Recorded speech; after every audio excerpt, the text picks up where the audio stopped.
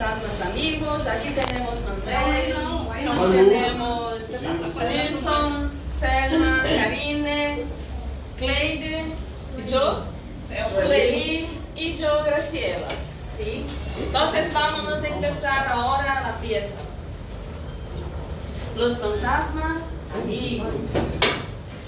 Un día, la señorita Marta se quedó caminando sola en una noche oscura.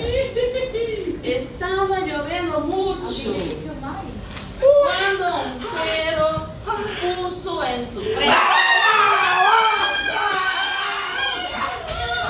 De pronto un viejo apareció con un palo para defender la buena joven señorita.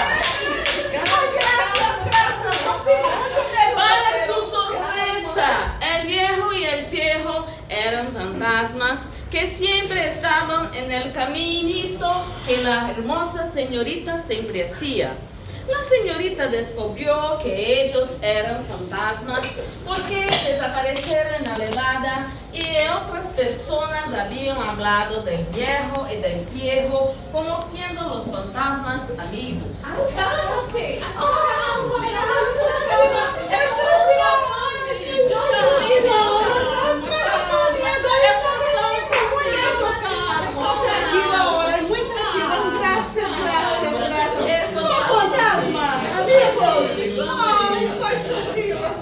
Los fantasmas amigos, venga acá. Todos juntos, vamos.